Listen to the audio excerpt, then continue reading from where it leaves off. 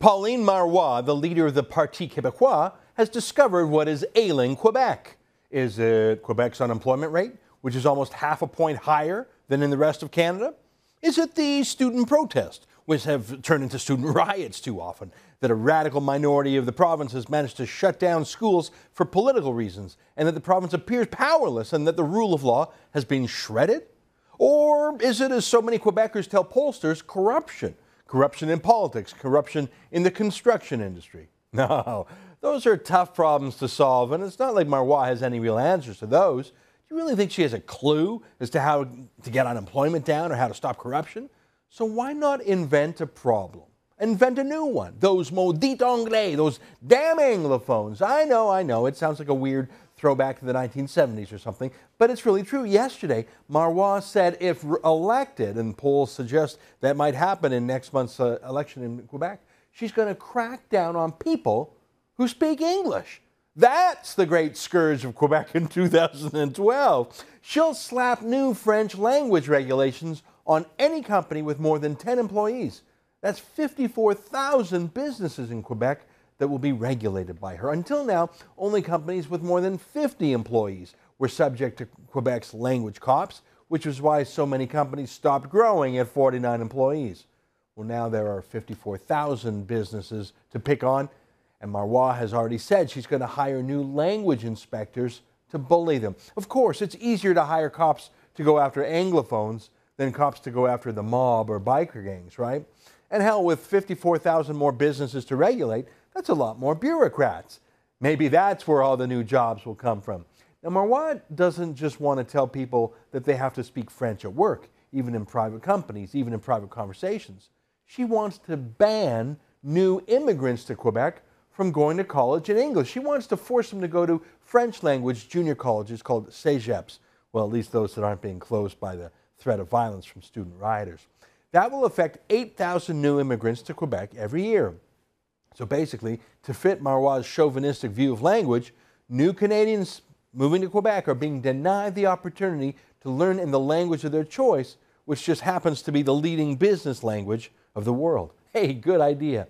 Even Quebec business champions like Bombardier, which are allowed to conduct some work in English due to market necessities, will find that leniency gone under a PQ government.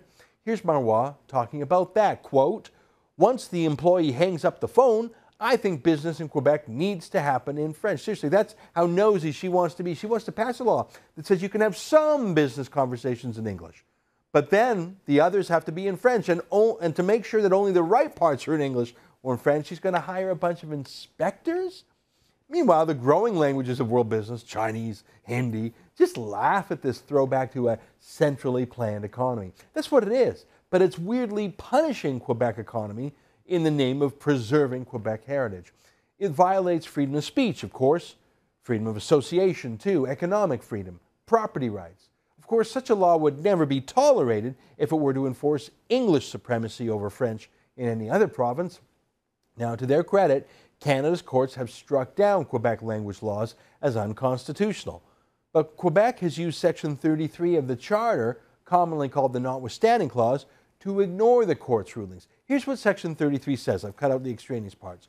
Parliament may expressly declare in an act that the act shall operate notwithstanding a provision included in Section 2 or Sections 7 to 15. Now, let me explain that a bit. Section 2 and the other sections mentioned there are charter rights like freedom of speech and freedom of association and equality before the law. So normally, if any act of Parliament that's a law breaks those sections of the Charter, the law gets to be struck down as unconstitutional. But Section 33 specifically lets Parliament and any provincial legislature pass its laws notwithstanding your constitutional rights. That means that no matter what the Constitution says, these legislators have the power to bulldoze ahead with it. It was meant as a balance between elected legislators and unelected judges, and it was an essential condition for the premiers of Canada to sign on to the Charter. Now, here's my point. Just like it's no big whoop when Quebec violates language laws, it's been no big whoop when they invoke the Notwithstanding Clause either. No kerfuffle, no one official complains, because Quebec is treated with kid gloves politically. Now, I'm for freedom of speech, of course. If you want to speak any language at work, go for it. English, French, Pig Latin, baby talk, whatever you like. If you want to speak the lovey-dovey language of a new couple, I love you. You say, you knock yourself out, whatever you want to do. And I think that Marois' proposals are a disgrace to freedom and an embarrassment to Quebec. And if anything, they're a sign of weakness and a lack of confidence. I mean, what confident culture or language or province needs to punish people to get them to comply, needs to ban people from speaking other languages, needs to coerce people? Pauline Marois' proposals are a sign of weakness, but they expose another weakness, our own weakness, the weakness of Ottawa and the weakness of the media in holding Quebec to the same standards that the rest of us are held to. Just last week, we talked about the Conservatives' language commissioner, bilingualism commissioner, spending close to $100,000 on a spy mission, going to different airports around Canada, demanding to be served in French in places like Kelowna or Vancouver. As I said, that's basically an anti-immigrant law. If you came here from China or India or Korea and learned English, and now you work as a janitor at the Tim Hortons in an airport, for some language bilingualism commissioner to play gotcha and harass you in French, well, it's little more than bigotry. But here's my point. Could you ever imagine the Conservative bilingualism commissioner trying the opposite thing out in Quebec? Could you ever imagine the country's lawyers or bar association or law professors or lawmakers squawking about Quebec's use of the notwithstanding clause as they do whenever some English province proposes to use it? Pauline Marois is a small, petty, weak bully who is avoiding real problems by creating fake ones. But we're really the ones to blame for not calling her on.